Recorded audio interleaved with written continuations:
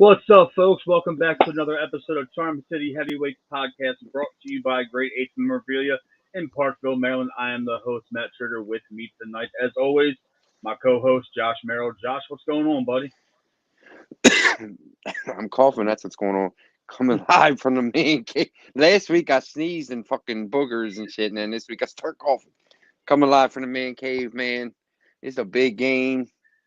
Yes, it is. Lamar appeared to get a little agitated yesterday when asked if he thinks this could be a preview of the Super Bowl, and he said the Super Bowl is in February. We're in December, so I'm not thinking that.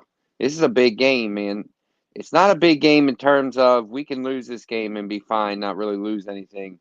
Uh, but it's a big game in terms of to see, like, I mean, if we can get to the Super Bowl, this is probably who we're going to see. Because I don't see anyone in the NFC even close to the 49ers level. I don't see anyone in There, the NFL even close to their level, to be honest. And I'm a there, Ravens lover.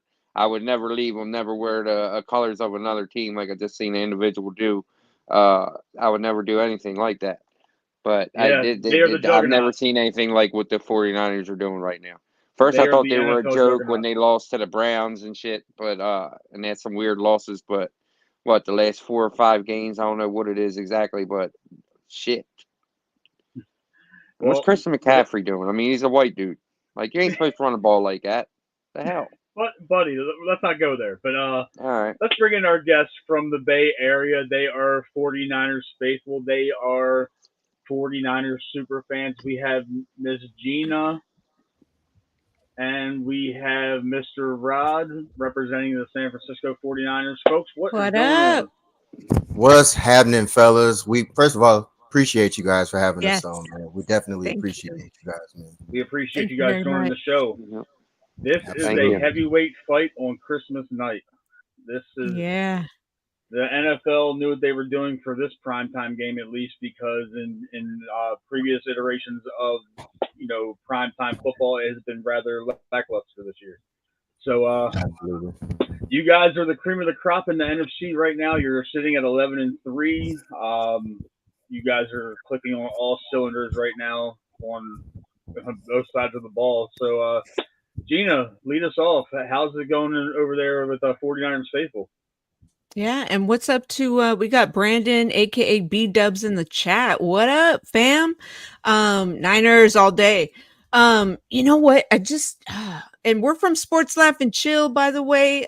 We've got more co-hosts on our channel who aren't Niners fans, just to throw that out there. So it gets a little chippy, or chirpy or whatever the word is, on our channel too. But yeah, you know what? When you guys were, doing your intro, I was thinking, you know what? I never realized in the beginning of the season how like that this game was going to be huge. I thought, okay, Ravens, I didn't realize they were going to actually be so dominant coming into the season, like throughout the season, because you think Kansas City, reigning champs, and then Buffalo. I mean, I know they kind of always peter out, in the playoffs, but you just, Dolphins even. I mean, but the Ravens still, like I wouldn't believe. Of course, I know my Niners, are gonna pull through after what happened last season, but going all the way to the NFC Championship. But I didn't think that this would be a huge matchup because I was even planning on going to this game way back when, and then I thought this is a really big matchup, and I really don't like saying Super Bowl preview because then it just puts too much on it, but people are saying that, and it's hard to ignore, it's hard to not hear it, so hey, I mean, Lamar is a very respectable person, and we'll get into, probably when we talk MVP stuff, we'll talk more about him, but he's a great quarterback, and we know what kind of numbers Brock Purdy's putting up, but um we've got some great players on our team. I mean, I'm confident in my team, really confident. So this is gonna be a great game. I would expect nothing less. Rod, chime in, man. 49ers. First off, I think at the very beginning of the season, I had the Ravens going to the Super Bowl against us. Mhm. So if I Wow. go back into our archives before the season ever started, I saw what Ooh. you guys had. And my thing was, as long as you guys resigned Lamar Jackson, you guys always had a chance. And once you guys resigned him during the offseason, I was like, that is a team that I'm always worried about because of Lamar. He's an Mm. MVP. You know, he's been an MVP in this league. So I'm like, I'm not ever here to discredit who you guys are, what you guys represent. On top of that, you guys are, you know, hardball led. He's a winner. He's a champ. Right. Like I show respect to the teams that I know, you know, who know how to play football and they bring it, you know, like that. So it's for me to look at what you guys have done so far. I'm not surprised. I'm really not surprised at all. I think some of the losses that you guys have, being honest, I think you guys' record should be a lot better because of some of the things that have happened. Yeah. You know, as far as the, you know, the Yep. second half blunders, the fourth quarter mistakes and miscues that you guys have had. So I've had respect for you guys this whole year. So yeah, this is definitely going to be a good game. On top of that, I'll be there at the game. So I'm excited for it. Yes. Quick question before we get going. How does your families feel about you guys going there on Christmas night? They don't give a shit. I respect it. But let's just kind of get right into the MVP talk. You know, we've all been hearing about Christian McCaffrey all year. I was on TED Talks Ball earlier today, Ted. helping out a fellow 49er content creator, and I kind of take issue with the fact that the MVP always has to be a quarterback. It seems like when there's two guys that are Totally agree. arguably better than every quarterback in the league right now in terms of MVP standing, and that's Christian McCaffrey and Tyreek Hill. But you I know, agree. that's a hill I'd die on. But nonetheless, Brock Purdy's leading the NFL. I think he has 31 touchdowns, if I'm not mistaken. Lamar's catapulted himself back into MVP consideration over the last month or so. I don't like this side story where whoever wins this game between those two is like the guaranteed MVP. As much as I love Lamar Jackson and Josh, I know you have the same sentiment. He's only got 17 touchdowns this year, and that's not a lot of touchdown passes considering this is probably the best pass catching group that he's ever had. But we still continue to win games, and that's mostly been a well-rounded effort on the run game, the defense, special teams. So, the MVP race should honestly be between CMC and Tyreek Hill, at least in my opinion. Josh, I know that you have been paying attention to the MVP talk now that Lamar Jackson's in there again. You've taken exception with guys like Emmanuel Acho and Shannon Sharp over the last couple of days on national television, Josh. So give us your thoughts on the MVP race side story. I don't know, man. I don't know. The MVP to me is a joke, to be honest with you, Matt, because to me, it's the most valuable quarterback. They should just change it. Yeah. It doesn't. Totally agree. I mean, to me, the MVP should be the player that was the best, that stood out among all the positions, whether Right. it be Christian McCaffrey, a running back, or Right. whoever, a safety Trent somewhere, Williams. whatever. Yeah, it's Yeah. the best quarterback award, and Right. it's kind of, I don't know. I'm really not Right. into it. That I really, I mean, Lamar got it once. I thought that was cool, but I never, I Yeah. actually I don't don't. I kind of don't want Lamar to win it for the simple fact that the last time he won it, we choked in the playoffs. So yeah, Remember. that's I it. don't need that omen, even though it'd be nice, individual recognition. I don't think he wants it anyway. I think he just wants to win the Super Yeah, I Bowl don't this think he year. cares. But how do you guys feel about Brock over there? I don't want to ruffle feathers by any means, but there's been, chatter on social media amongst national pundits. Do you believe Brock's the real deal, or do you think that he's a product of the Kyle Shanahan system? Go, Gina. I'll respond after. Oh, okay.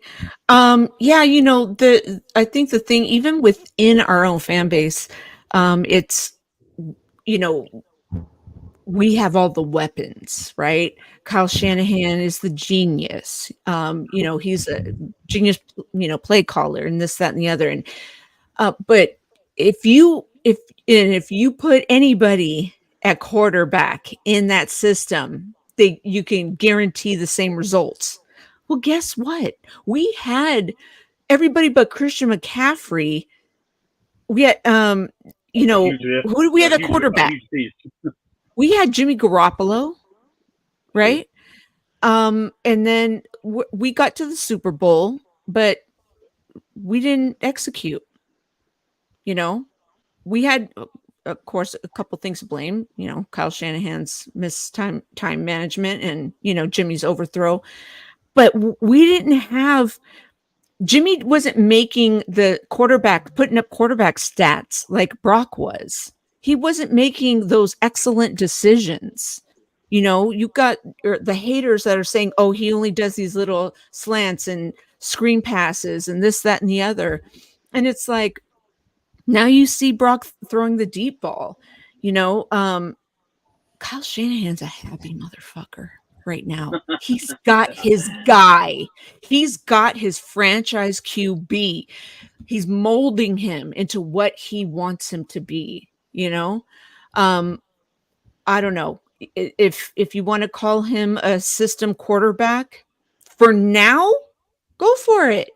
But when he wins that Super Bowl, or if I don't know, I don't like to jinx shit, but if he does, then we'll see what happens later. But there's still going to be criticism no matter what.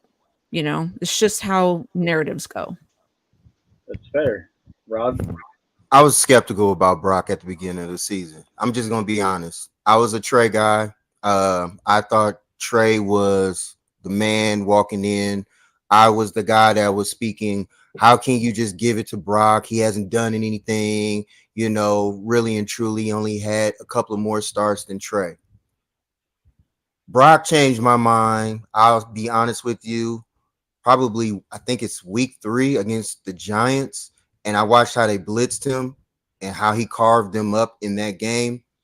And I was like, I can't continue to lay on that anymore. Like, this dude is literally shutting my mouth. Then he played against the Cowboys. He destroyed the Cowboys. I watch how this guy plays. His anticipation is, second to none in the league. His instincts, the way I love his poise.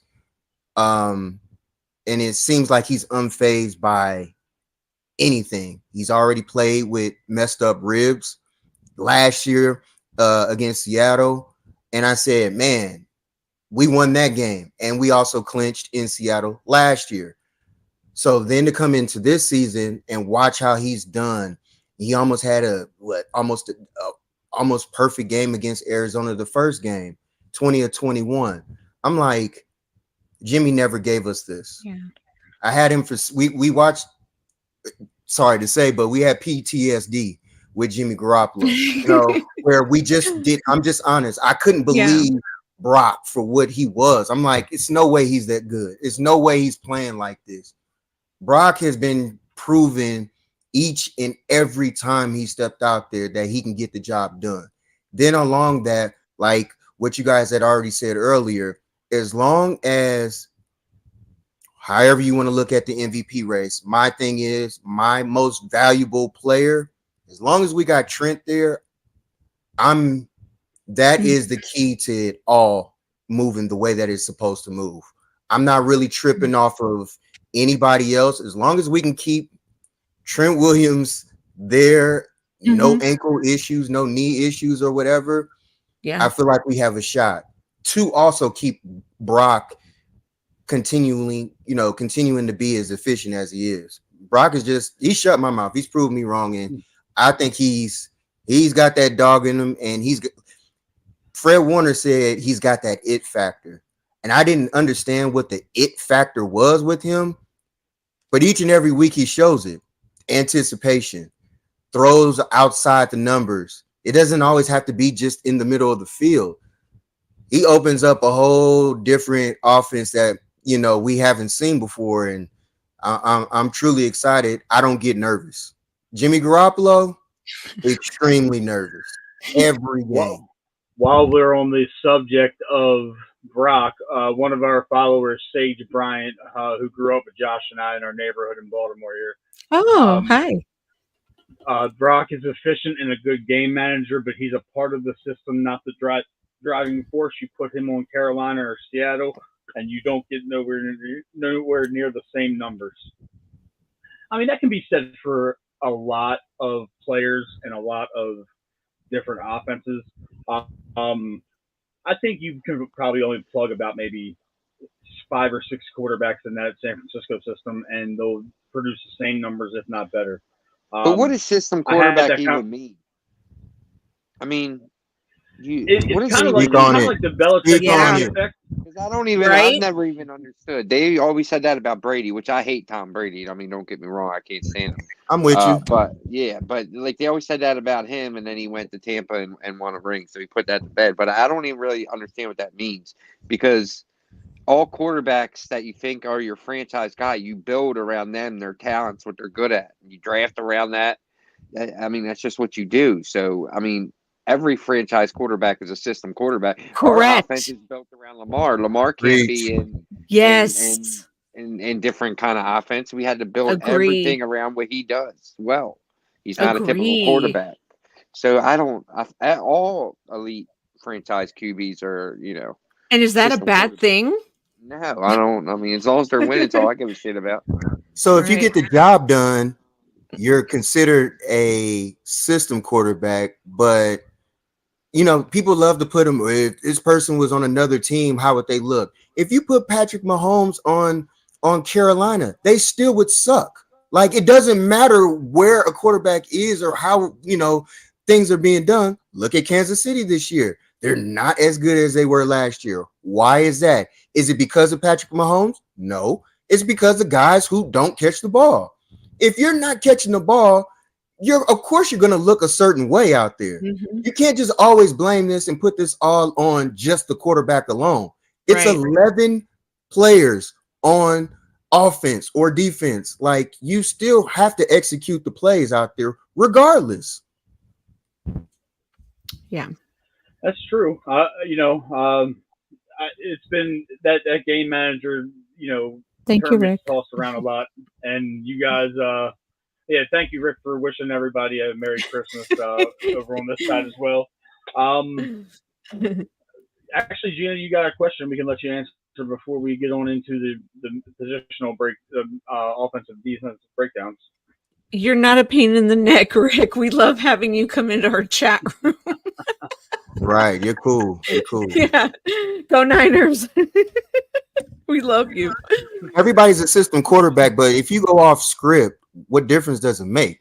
You know what I mean? Like, that's the thing that happens. Like, you're going to do whatever your coach requires or asks of you. There's no quarterback, I don't care how good they were, at one time they had to follow a certain portion of a system. Yep. So if you don't follow a certain portion of a system, you're not going to be in the league.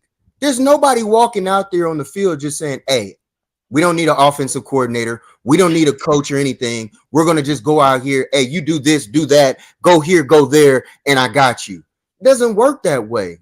But, you know, I digress. And Adam made a very good point. We were just talking about that last night on our podcast, on our show, Sports Laugh and Chill, because we also had a Ravens fan on, one of our good friends, Trey Frazier. You guys might want to check out his podcast as well. Him and Maestro are on Barbershop Talk Sportscast. Yeah, Barbershop Talk Sportscast. And one's a Ravens fan, and Maestro, he's not a Ravens fan. Steelers fan. That's right. Oh yeah, Adam would like that too. And Adam's the only one we like. Shout out to Adam, man. Yeah, and we were fan I can talk to. Yeah, Yep. we were talking about the loss of Eric Bieniemy, and that is probably hurting them. We don't mind. We Mhm. can't stand Kansas City either. But let's get a little Yeah. bit. Let's get a little bit into the offensive and defensive breakdown. Gina and Rod. Josh is our resident NFL All 22 film watcher. So he Ooh. takes a little bit of time out of his day and breaks down the film. Josh, what have you noticed about the San Francisco 49ers defense and what type of problems they may give the Baltimore Ravens offense? Okay. Well, this is easy. I didn't really have to watch too much of the film. Listen, guys. I'm usually pretty cocky and arrogant, but I'm not going to go that way this week. We're rotating tackles. Yes, we Both are. our left and right tackle are terrible. Ronnie Stanley is almost $100 million left tackle. Injuries are just taking him down. He's terrible. He actually cleared concussion protocol yesterday, I believe. Oh shit. And then Morgan Moses, our $11 million a year right tackle, has all of a sudden just his talent. He's He just forgot how to gotten pass old all of block. a sudden. Yeah, it's bad, and he was solid. So I'm worried about this game. I know Lamar is dancing around the pocket, but if we have any chance to win this game, Lamar is going to have to move the ball with his legs. They're going to Yeah, have quick passes. I hope we're smart about this. I hope we run the ball and it's a lot of quick passes and we don't put Lamar in harm's way. I want the Ravens to win this game, obviously, and I hope we win this game. But my key really is to get Lamar back on the plane healthy. you know, I'm gonna correlate the tackle situation and Gina and Brad. I know you guys have heard this before. Um, in the NFL, when you have two quarterbacks on your team, you have none, and in our case, when you have four offensive tackles, you don't have two. You know, you don't have any. You know, Right. it's so bad that we're taking.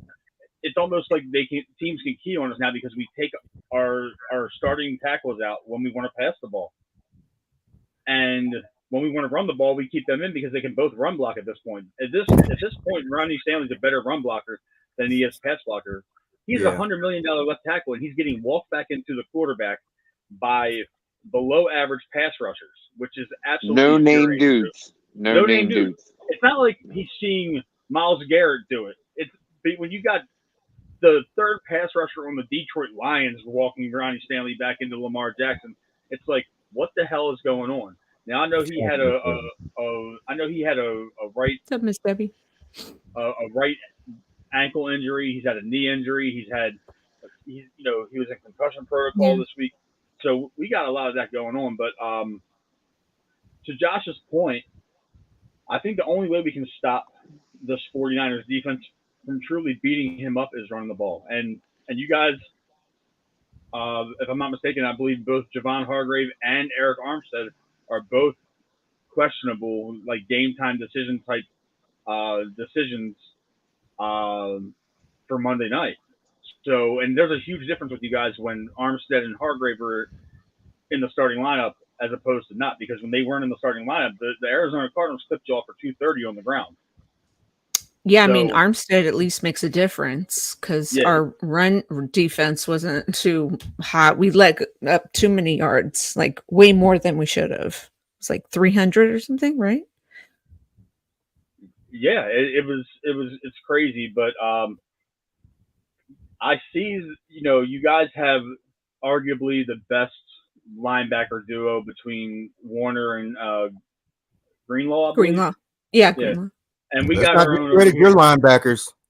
Let's not hey, Oh no, y'all got linebackers too. Mhm. That's probably 1A, 1B, depending on what side of the fence you're on. Absolutely. But Mhm. I'm not really sure about your outside linebackers as much, and I know your secondary is very banged up. You guys have dealt with a lot of injuries. You just brought back Jason Barrett. I know that he's on the practice. He's on the practice squad, Yeah, I know, but Lenore's just coming back, so from a rib injury or an oblique injury, I believe. So you guys, it's kind of like a double-edged sword because as much as we should be able to pick apart the secondary with the injuries, our tackles could not provide adequate pass protection. So it's kind of like who's going to bend first and break. And Josh, I know on film it looks like we're running the ball rather well, but we suffered a catastrophic loss on Sunday night in Jacksonville. Keaton Mitchell tore his ACL, and he was nasty. Oh, That was he was- real nasty. he was- oh he was- man. he was averaging 12 yards a touch at that point in the game, and he's been our lightning in a bottle. His father's a good friend of the show. He's been on a couple of times in recent months, talking about Keaton's rise from undrafted free agent to essentially our starting running back. So it's gonna be a heavy dose of Justice Hill and Gus Edwards, and I believe the key for us, honestly, at least for offensively for the Ravens, is to just run the ball for middle, stay away from Bosa. We have to. We got to stay away from Bosa. If he has Lamar dropping back 35 times, man, that's silly. Game. It's going to be a long game, and unless he's getting rid of the ball like Trevor Lawrence was against us last week, and almost under 2 seconds, some crazy shit. Unless we're doing something like that, man, because I don't see our offensive line stopping Bosa and them guys, man. They're monsters. I'll say this about the defense. Go ahead, Rod. I'm sorry. I was going to You got to turn it take over to you their guys knees anyway. out or something. I was gonna say, like, you guys are. This is the thing, and this is, and I've been saying it on our show for the past 2 weeks. Person that scares me is Lamar Jackson. I think that of all quarterbacks that you always have to be worried about is Lamar Jackson, like, for a reason. Not only because of his legs, it's just the mere fact that he can extend any play. And now that he stays a little bit more in the pocket and he's doing more with the pass game, considering, like you guys said earlier, you guys have the receivers now, that gives him a little bit of a cushion. Now, hopefully, what I'm hoping is that our front four gets home. You got Chase Young on the opposite side of Bosa. So while you're worried about Bosa so much, you still got to be worried about the other side too. Because if you're going to single off just Chase by itself, good luck with that one too, because this is going to be a nightmare on that side. Now, when you look at Hargrave, I feel like Hargrave and Armstead is going to play this week. Kind of listen to what Richard Sherman said. He kind of said some stuff because he knows, our locker room. He said that those two guys was going to play. They've been out the last 2 weeks. So my thing is, I feel like they'll play.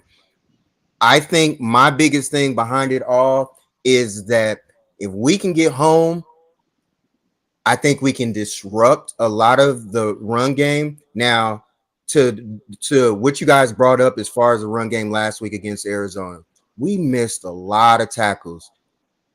Mainly Fred Warner. Fred Warner was out of position. He missed a lot of tackles, and that's very rare of him to do. I think this is the game that if you're going to shut a lot of folks up, my mouth included, you got to be sound in your play this week. There is no way you can allow, for Jackson Lamar to get out there and do his thing. If Lamar gets out there and he's ripping and running 12, 13-yard gashes off of plays, we're in trouble. We're in trouble. There's nothing you can do. Hell, the whole league is in trouble because there's nobody, period, in the league that can stop any type of running quarterback. It's just a mere fact that you hope that's just the day that they, that you guys are on your assignment. So my thing is if we can play sound, Dre Greenlaw can come in there and play his game without being so aggressive and getting a penalty, we should be okay. I think the biggest thing more than ever is knowing that we can put Mooney Ward in position to cover one of your wide receivers and stick with him. That if we can I'll just use for example, if we can eliminate OBJ out of a situation, you know what I mean? That gives us somewhat of a chance. You also got Flowers over there, though. A little concerned about him. His wiggle, his move, the way that he can get up and out, that's a little scary too. So As long as we can take care of those two things, and then on top of that, you're tight end. Likely, I like them. I like them a lot. So I just feel like I watched you guys. I know how you guys play. You guys continue to do your thing. We just have to execute on our end as well too. But then I'm also scared of you guys as defensive tackles too. I mean, he's the leading sacker on your team. We'll get there in a minute. But Gina, is there anything on the 49ers defense that gives you cause for concern on Monday night? Wait. Did I just fix this? Okay. That gives me concern. No, just making sure that they cleaned up their issues, like Rod said, just pretty much everything Rod said. I was concerned about Fred too, because he's my favorite player on the team, Yeah. I agree with everything Rod said. Fair enough. Now let's kind of switch gears and flip it over a little bit. Josh, we our defense is, by all accounts, 1 or 2 or 3, depending on what Bible you choose to study throughout the course of the week in terms of analytics and pundits and alike. We got the best, interior defensive tackles in the NFL between Michael Pierce and Justin Madubuike, who now has a sack or at least a half a sack in 12 straight games. He's an absolute game wrecker at this point. He's been, the phrase "baby Aaron Donald" has been thrown around recently when it comes to he's him. Putting up Aaron Donald numbers. Yes, and there was a graphic that was posted on one of our radio shows in Baltimore this week where their numbers are identical through this part of the season, almost, from Donald's his Defensive Player of the Year campaign where he had 20 sacks. I mean, Madubuike, he's staring down the barrel of 15 at this point. But Jadeveon Clowney's having a resurgent year. Kyle Van Noy came off the couch in week 5? Yeah, week 5. and he became the starter by week 6. And Odafe Owe is our first round prodigy that hasn't kind of been the sack guy that we wanted him to be, but he's in there on situational pass rush. We have the young kid Tavius Robinson, who's been starting to make his mark. And then you look at the inside linebackers, like you mentioned earlier, Rod, a couple minutes ago. Roquan is playing like a madman. Him and Patrick Queen. I think that's going to be the key to the game in terms of us defensively, because we have to, mitigate CMC and Kittle, because I do believe that, I'm not saying it's going to be 100% lockdown coverage, but if you put Marlon Humphrey and Brandon Stevens up against Debo and Ayuk, there's going to be plays made, but I believe that this is going to be a heavyweight boxing match where these guys are going to play their asses off anyway, because Stevens is having an all-pro caliber year. If you look at all of his stats, he hasn't given up a touchdown this year. He hasn't given up more than, I believe, 35 or 40 pass yards in a game against him in man coverage. And he's been the better out of our cornerbacks, even though Marlon has the pedigree. But I believe that Roquan and Queen covering your other weapons and CMC and Kittle, that might be the difference in who wins and loses this game. Josh, you want to chime in? Yeah, I agree. We can't let Kittle chew our middle up, man, and McCaffrey and our defensive line. That's what scares me. Van Noy and Clowney have put up great numbers. Clowney has looked like Clowney, the younger version of Clowney that we haven't seen in a while. But the last game or so, they have started to hit that age wall, where guys their age hit. We saw it last year with, what's his name, Matt? His name just left my mind. Yeah, Justin Houston.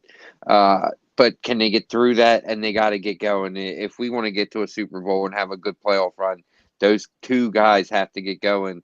And I hope they can get going this game, because if not, man, a lot of people in Baltimore right now are concerned that we've been giving a lot of runs up the middle. But when you watch it on film, I think that a lot of that's by design, Matt, because you notice we give those chunk plays up and then we lock it down in the red zone. We give up a field goal. We've done that all year. Roquan was just talking about it the other day, bend but don't break. So I do expect us to open up the middle a little bit, to chew the clock up and maybe turn it into our kind of game. And I think that's really going to be the key to the game, honestly. Can Clowney get up and get going like he was? Can he get his legs back? Can Van Noy get his legs back? And let's start getting pressure again. It can't just be Matabuke in this game making plays. We need everyone. We got to play, like Shannon Sharp said, we got to play our best game of the year to win this game. Yeah. Yes, I feel like- absolutely. Especially because it's in San Fran. If it was here, I'd be a little more cocky, a little more, that place is going to be rocking. I like You that know. attitude. I like that. But Like- Lamar does always play well. Lamar does always play well on primetime. I will say that. He's got like crazy primetime numbers. But he's going to have to play his best game of the year as well. He's going to have to hit some outside throws. I don't believe San Fran is going to leave the middle open. He's going to have to hit some outside throws. Beckham's going to have to get going. He was hobbly a little bit last week. He didn't play a lot last week. He made a few plays. But prior to that, guys, Odell was looking like the old. He did. But prior to that, what I was getting ready to say for my co-host rudely interrupted me. Prior to last week, I'm just messing around. I know. I love it. Odell was looking like the Odell of old, and I was starting to get excited because I was a guy. I liked bringing Odell here, but we did overpay a little bit, just a little bit, I do believe. But the last few weeks, I started putting my foot in my mouth because he was hitting slants, and he's starting to look like the old Odell. All of a sudden, he was scoring touchdowns every game. Who sometimes told you multiple this was going to touchdowns. happen? Who told you this was going to happen in the beginning You of the did, year? Matt, but I don't take your word for it. Matt is the guy that likes names. When Des Bryant came a few years ago, I was like, Matt, what the fuck are you so happy about, bro? He's old as shit. You think we're getting the Des in Dallas, and we're not. And it didn't work out. It was ugly, He only made it in a few times. I think he did get one touchdown. We also had a 9U Pee Wee football passing game. So there's The that. man was old. I mean, where did he sign after he left here? Nowhere, Josh. Okay. Right. Point Yeah. done. Period. So yeah. I love it. Thank you for agitating me. I appreciate that. I'm never wrong. And I'm never wrong, and he gets mad. That's how it goes. I love it. Oh, This is funny. man. I know. Yeah. He's hot right now. He's burning up in there. Oh no, I'm not. Hey, I'm no, all I'm about. not.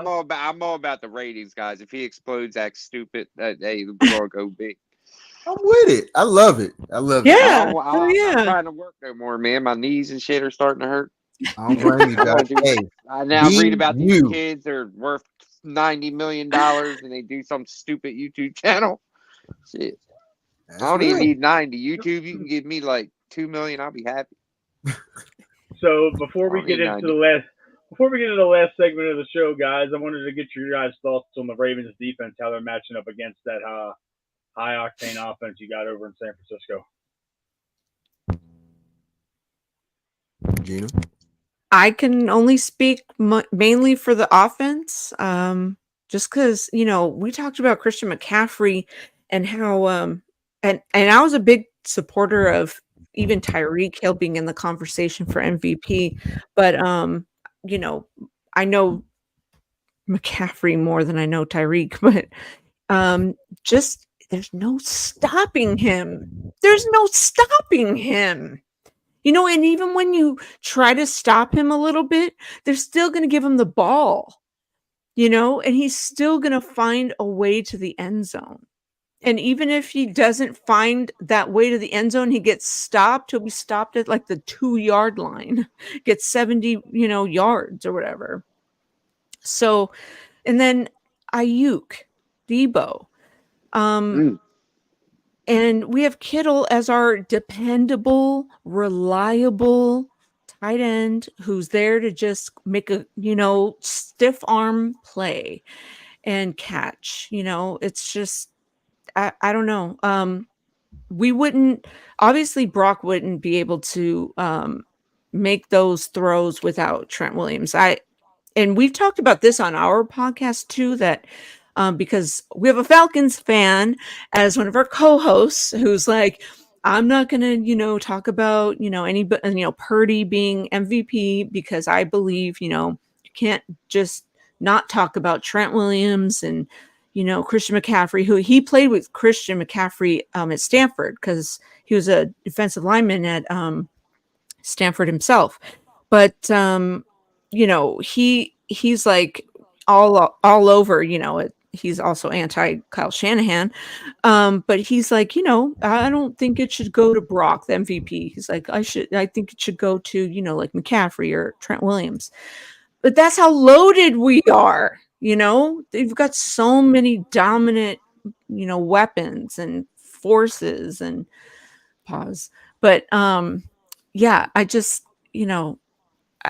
feel like if we can get and I know we're gonna get to predictions later, but if we can get like if we can get like, a good like that first drive, score on the first drive and just always keep ahead, like that'll It's gonna be tough. We've only given up one opening drive touchdown the entire season. At least that. If we can do that, I mean, Gina, you're making me sad.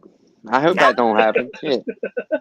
I hope we come out and sack him 3 times and he's like, oh shit, these guys are nuts, and he just folds and just let us get this one.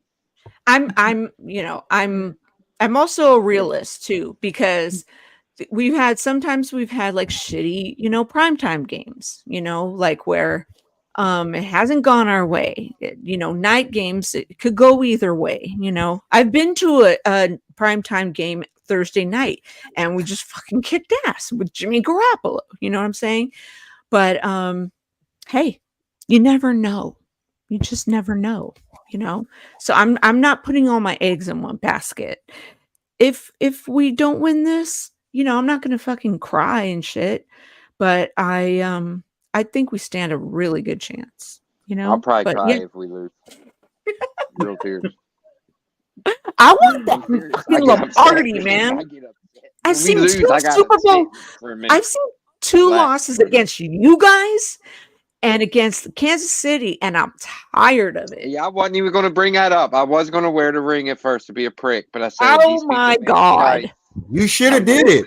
You should have did it. Yeah. I usually do things like that, but Rod, if you want to see somebody get pissed off, when we have Cleveland Browns guests on our show, he puts his fingers up to the camera and shows the Super Bowl rings and just flaunts it. I absolutely love and they it. think the first one is theirs, even though it was 6 years later. I'm all for the smoke. I love it.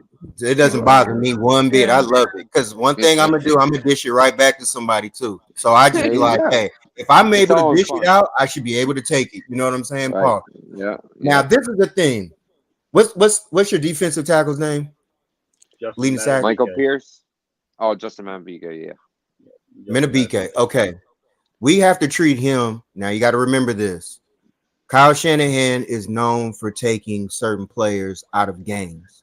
We've done that to Aaron Donald for the past 6 seasons, I think, where you don't even hear Aaron Donald's name. My thing is, if we can figure out a way to minimize him to not be a disruption in the game, I think that can open up a lot of other situations. The run game has to go. The run game, if we can get our run game going, that opens up the play action. And if we can get our play action going, then that's when I feel like Ayuk gets busy. Then you get your Debos, because now you're talking about mismatches. Are you going to put a linebacker on Christian McCaffrey? Good luck with that. Are you going to put a linebacker if he's in the backfield with Debo? Good luck with that. So it's like, pick your poison on that, but we have to execute. Yes, we have all these, guys and everything. I hear all that shit every year. My biggest person that I'm most worried about is Kyle Shanahan, because anytime Kyle Shanahan steps up in a big game, this is where the time where I get a little nervous, because I'm not worried about my players. I'm more worried about what fucking play call he's gonna go out there with, and is it gonna be too conservative? Any other time, it's always about, hey, let's just open up the playbook, let's just go for it, let's just do our thing. Granted, I understand we had limitations with Jimmy G. I get it all every time, but now there is no excuse. Brock can make all the throws if he can open up certain things and exploit within certain and extend plays.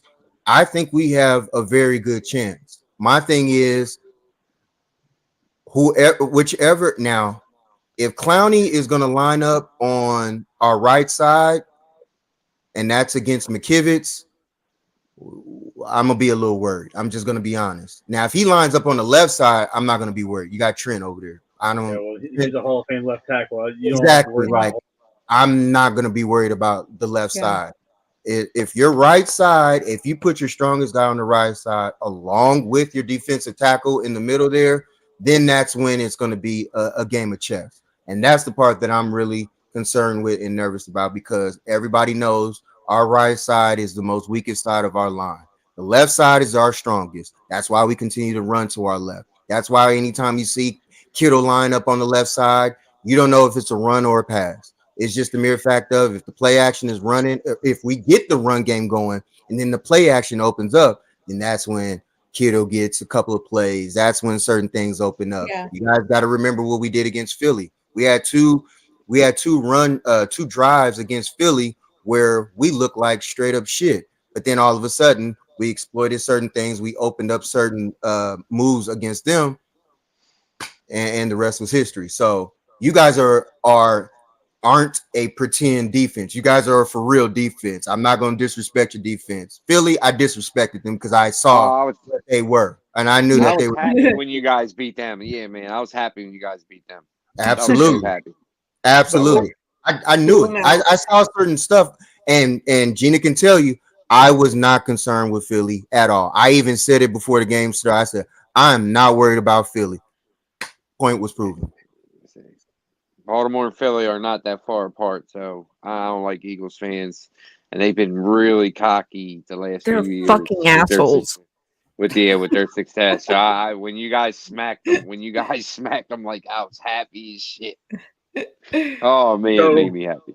I know a let's few just- good guys- asshole. I mean, They weren't getting to asshole. the Super I know a Bowl few last good year Eagles if, fans. they weren't getting to the Super Bowl last year if Purdy doesn't get hurt. You know, Facts. I truly believe you guys would have went to the Super Bowl. Oh yeah, no Facts. doubt. They got to that Super Bowl and still got rickrolled, so I'm cool with that. I'm totally cool with that. Let's get into the final segment of the show, guys, and this is our player of the game and score prediction segment. Since you guys are our guests, Rod, you can lead off, or Gina, you can lead off. Who is your player of the game, and what is the final score of the late game on Monday Night Football? And we Okay. call it pick to click, guys. The player of the game is your pick to click. Good. I'm sorry, Josh. Go, Gina. Sorry, I guess I'll comment. Pick my player first. Either one. We don't have a particular order. Player of the game. You know, Debo's been getting a lot of action lately and stuff, and I'd like to see Ayuk have a big highlight, you know? So I'm going to go with Ayuk.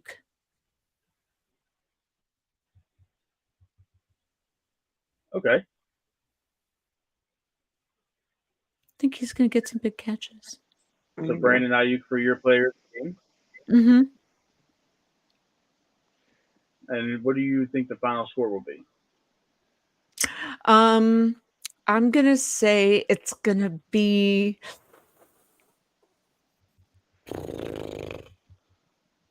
it's gonna be a high score for both. So I'm gonna say well,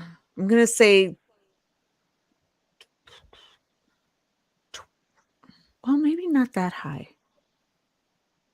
It's a tough one. 24-28. 28-24 San Francisco. Okay. Rod, Yeah. take the click and score prediction. George Kittle.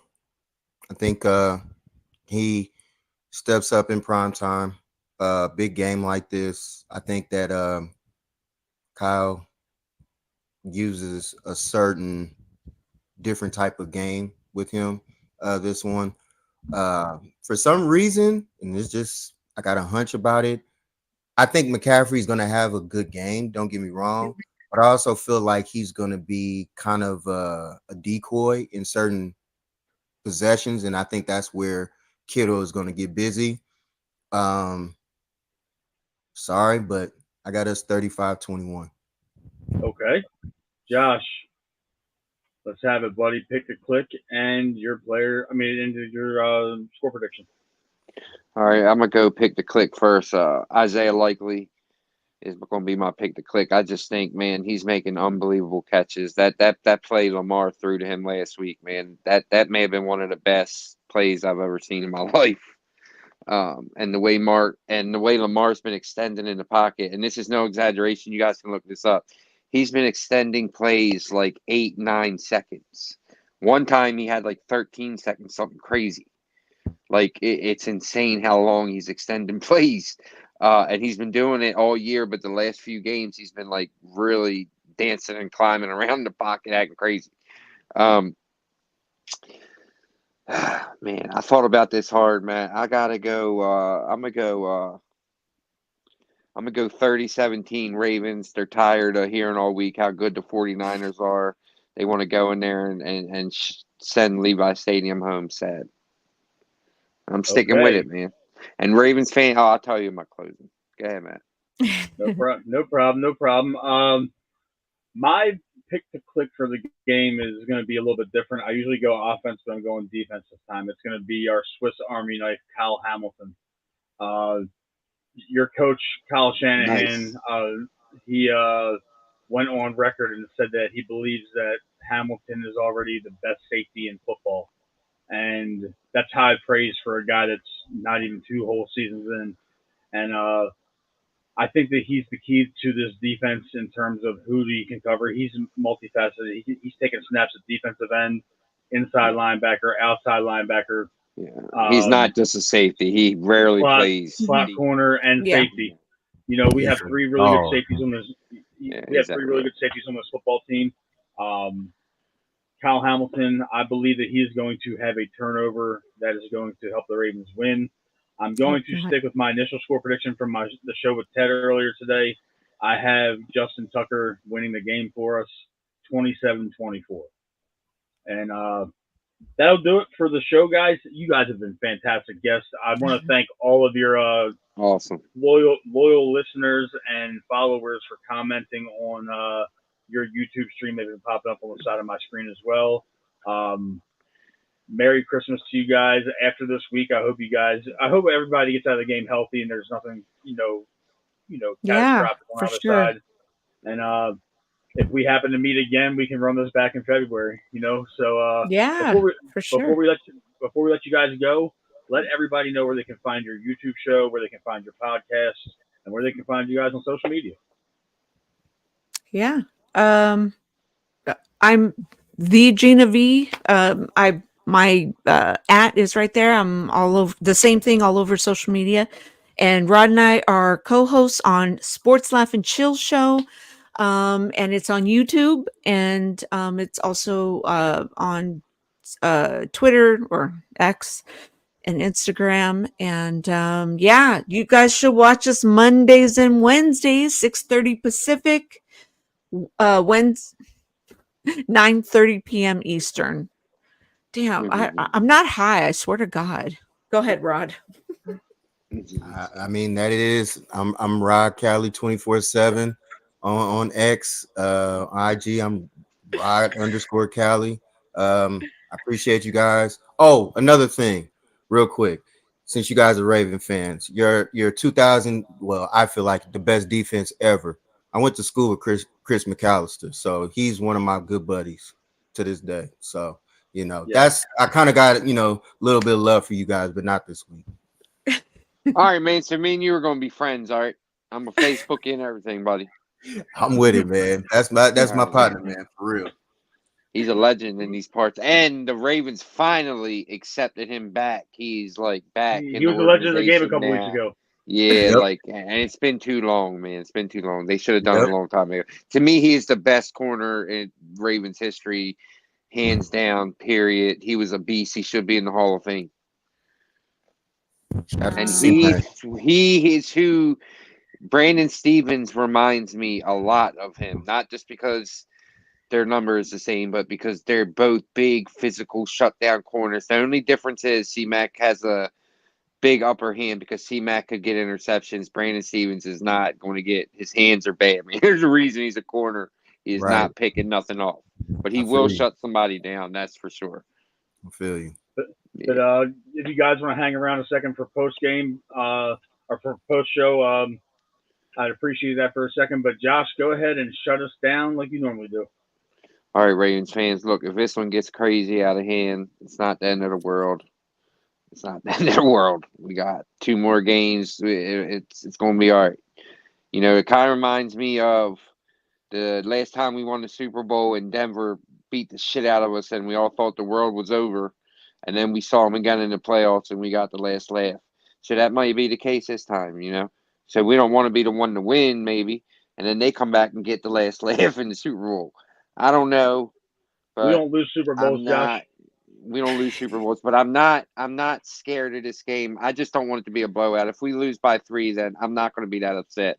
Then we got to focus on Miami, which did not get moved to prime time. Which how the f does that Thank happen? you. I didn't want that. I didn't want that. I wanted it 'Cause to you're be at old. 1 o'clock. Yeah, Of course, because you're old. Yeah, yeah. I know you're 50, and I'm 34. that's right. I'm a lot older than him. I'm 36. Damn, we're old then, Gina. We're old. I know. We're in our Oh, 40s. hey man. Oh man, you ain't that far ahead of us. So, That's a wrap, folks. We'll be back on Tuesday Same night damn. for the Appreciate you guys. Appreciate you thank guys. you. You guys are Thank you fun. for letting us be on the show. Oh, no 9:30 Eastern on Tuesday night, folks. We will be back. That is a wrap.